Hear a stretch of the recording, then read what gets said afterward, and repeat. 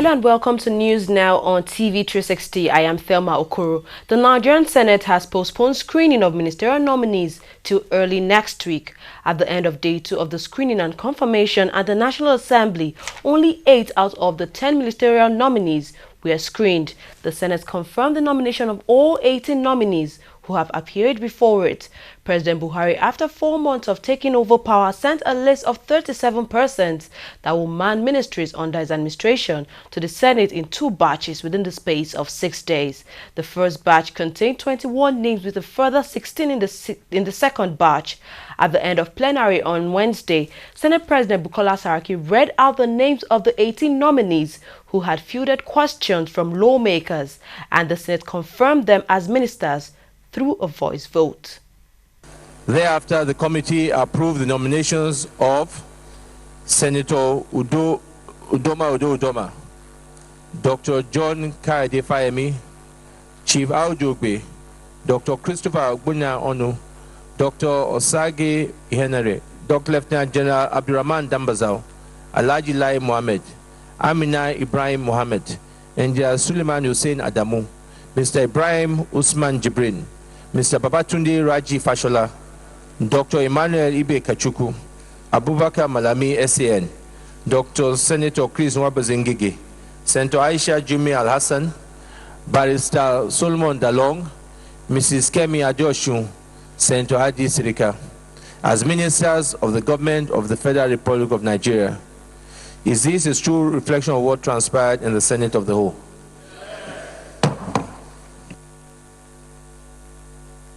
Confirmation.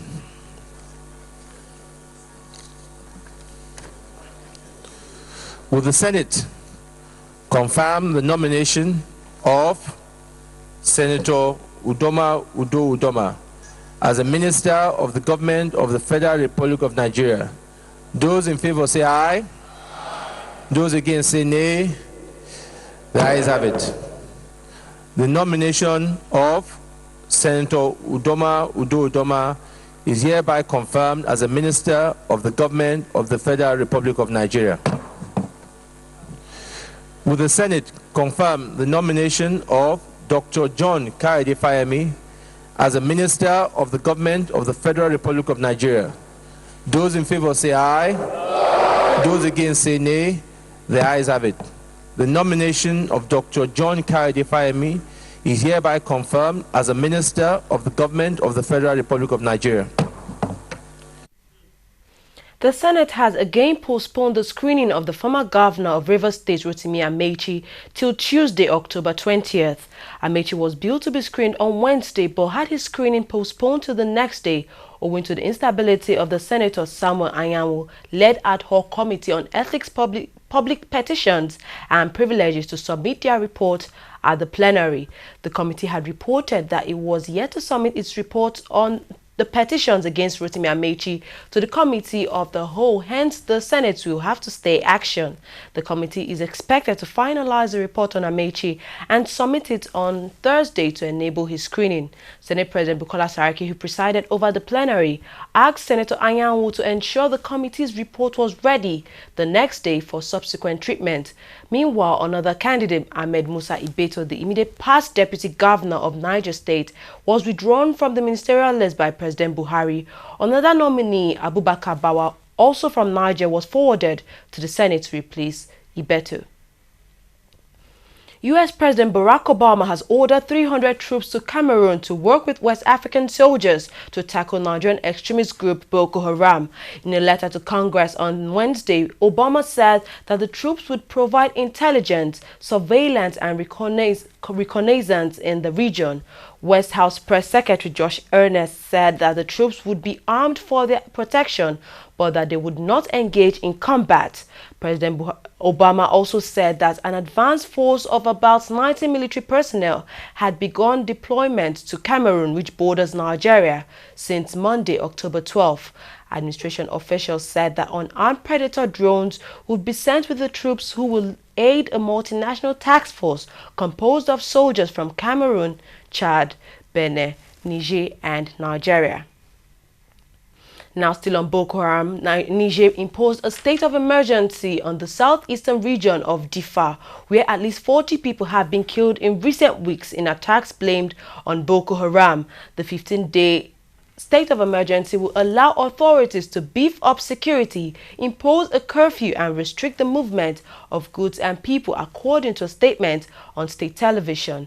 The government instituted similar measures in February this year.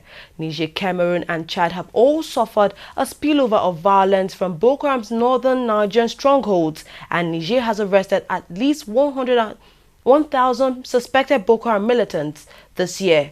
At least 150,000 refugees seeking protection from Boko Haram attacks in Nigeria live in Niger's Difa region. The death toll of Nigerian pilgrims who died in last month's Hajj stampede at Mina in Saudi Arabia has continued to mount. In the latest figure released by the National Hajj Commission of Nigeria, NACON, 168 Nigerians have now been confirmed dead in the September 24 stampede.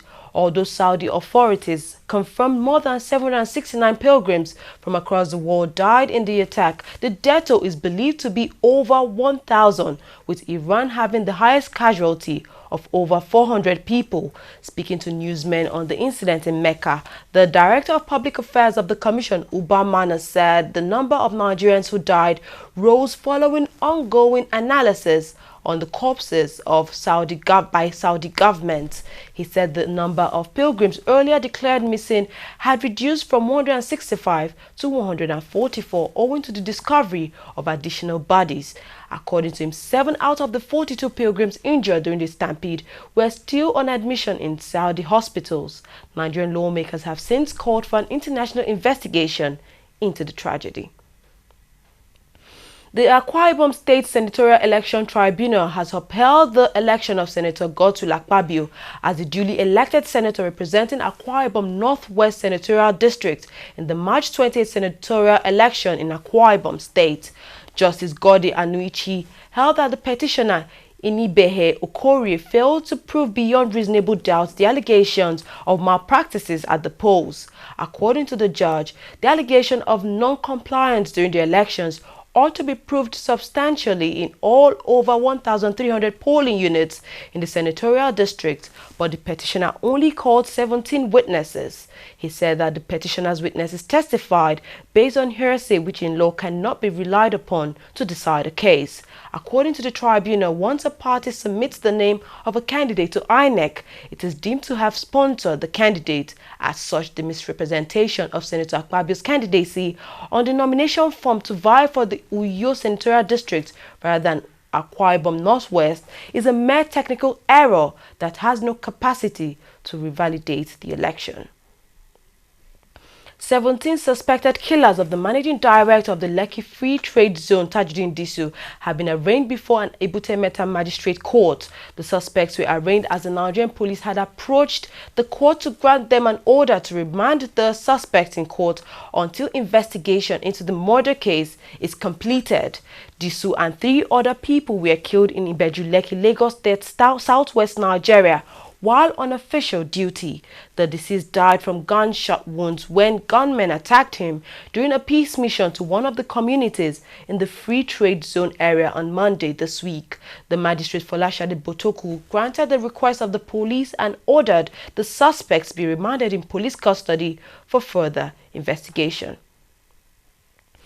The European Union Election Observation Mission Nigeria 2015 has issued a comprehensive report of its observation of the 2015 general elections and offered recommendations for future elections. Addressing newsmen in Abuja, Chief Observer Santiago Fisat said the 2015 elections are historic. He, however, decried the incidents of violence, abuse of incumbency, and attempts at manipulation. He called on the new office holders, legislative bodies, INEC and other stakeholders to demonstrate their commitment to electoral reforms.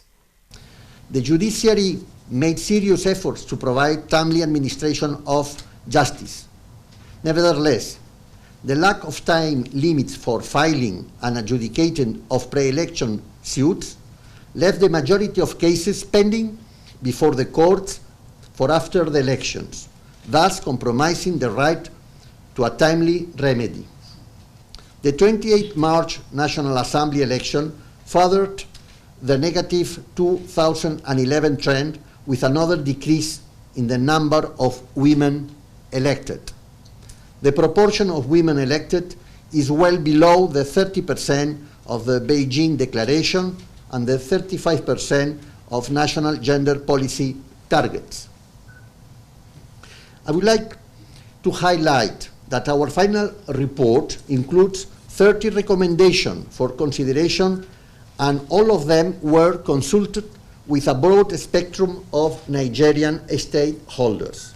Let me emphasize the priority ones. 1.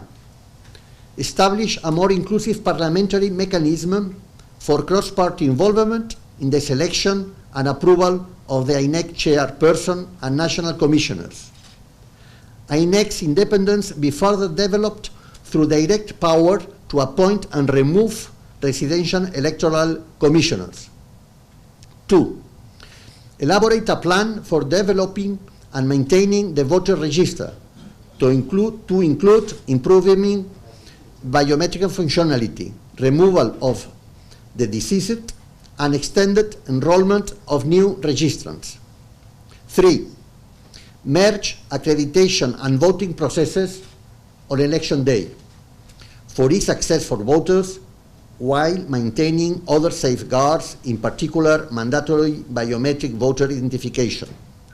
4. The Constitution be amended to allow for independent candidacy for all elected positions. 5. NBC authority be strengthened, its monitoring capacities developed, and requirements be established for NBC public reporting of monitoring findings and sanctions applied. 6.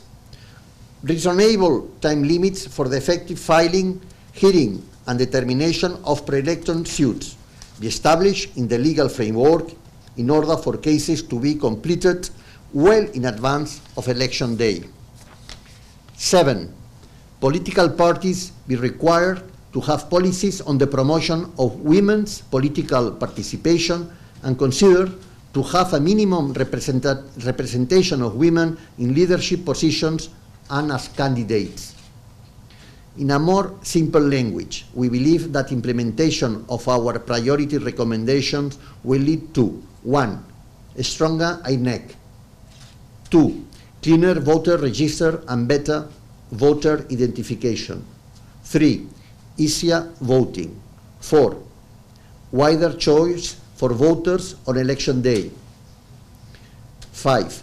Fairer media, 6. Justice on time, and 7. More women in politics.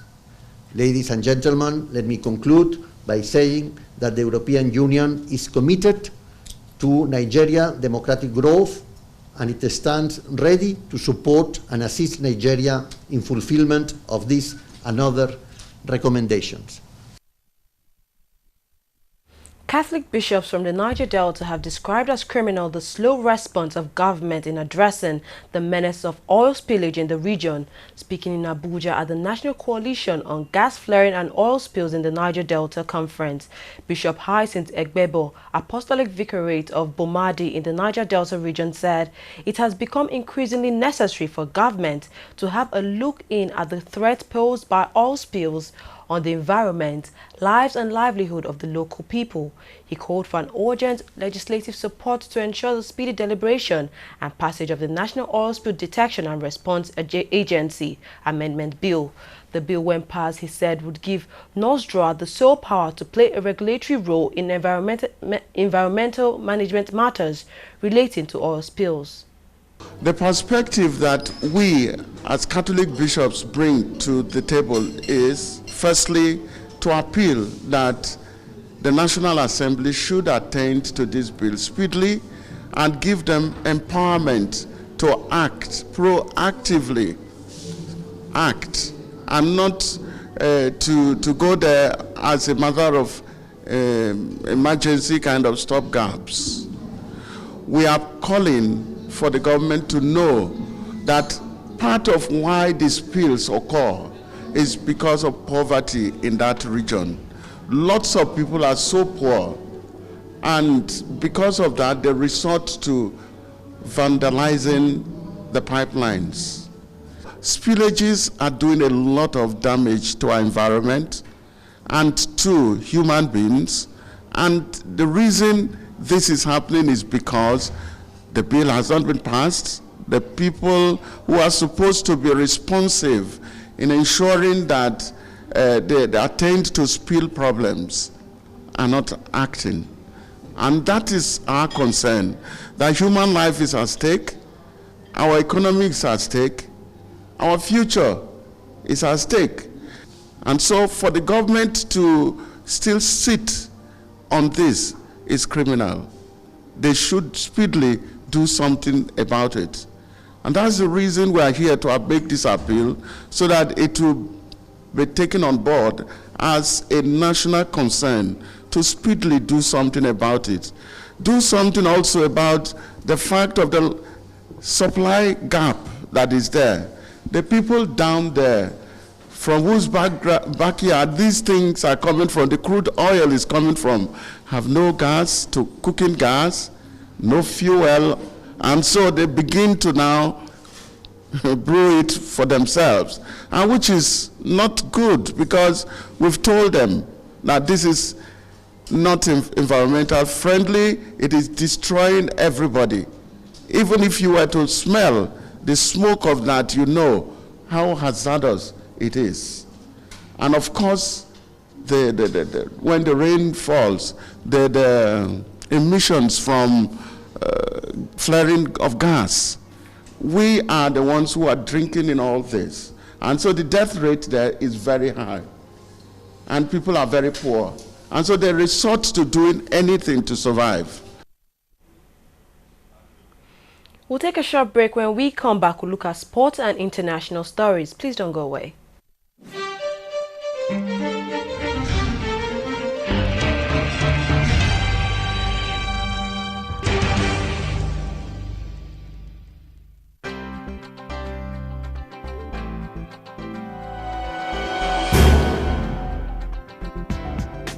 Hello, you're welcome. You're watching the Funny White Man Show, which is the biggest, the brightest, and the most entertaining show in Africa. Funny white man, funny white man, funny white man, but this way you talk, it's too much. Give me 5,000 man, that's you. It's too much. So you get it like, when she move along the street, yeah, me should like there, I'm going girl. You know, my own people, actually. Yeah, fine, it's fun. I enjoy it. And I'm one of those very few, I'm forever taking it personal. I will listen 160 million Nigerians are corrupt. How? My brother, I'm looking for you. Yeah, but it's a growth, and this is the time to build business and know the pitfalls and know what to do and what not to do. But there are months where you get business and months. You know how we do, how we tell you. We did the way you did.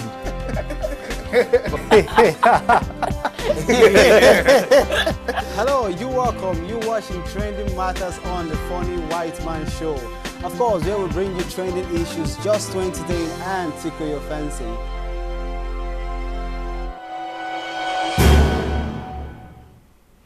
Welcome back. You're watching TV360 News now. To business stories. Oil fell under $49 per barrel on Thursday. Brent is 21 cents to $48.94 a barrel, while U.S. crude fell 51 cents to $46.15 a barrel. The International Energy Agency (IEA) has said the oil markets would remain oversupplied in 2016. The Organization of the Petroleum Exporting Countries in 2014 dropped its long-standing policy of supporting prices by cutting output, choosing instead to defend market share against the higher-cost producers, such as U.S. shale oil.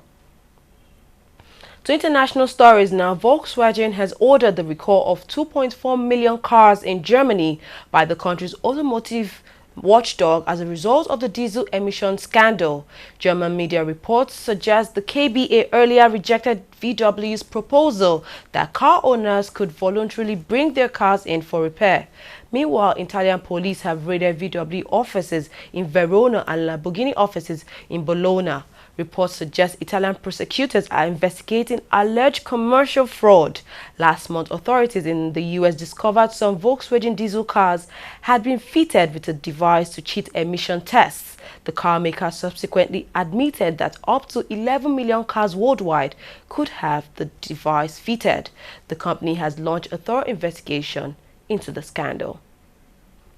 Moving on to sports now, FIFA presidential contender Prince Ali of Jordan has formally submitted his bid to run for the FIFA presidency in next year's election. The Jordanian, in a statement on Thursday, did not name the 5 nominators who backed him ahead of the October 26 deadline, but pledged to restore the image of the governing body if elected as president. The World Football Governing Body has been plunged into another crisis following the decisions of its ethics committee to place 90-day ban on its president Sepp Blatter, his UEFA counterpart Michel Platini, and its Secretary General Jerome Valcke. Platini has also registered his papers for the elections, but may not be able to stand if he fails in an appeal against his suspension. UEFA leaders will meet on Thursday at its headquarters in Lyon to discuss the crisis that has seen their president temporarily banned from any role in football. FIFA's Ethics Committee has placed a 6-year ban on former South African Football Association official Lindile Kika following an investigation into friendly matches in his country. Kika, who is a former South African Football Association director of national teams, was one of 5 officials named in a FIFA report on match fixing. The investigation against Kika was opened in 2014 and centered around a number of international friendlies played in South Africa in 2010. The Ethics Committee said in a statement that the decision to ban him for 6 years was related to FIFA's regulations on conduct, loyalty, duty of disclosure, and other issues. It said the ban takes effect immediately. Well, we've come to the end of news now. Thank you very much for joining us. I am Thelma Okoro.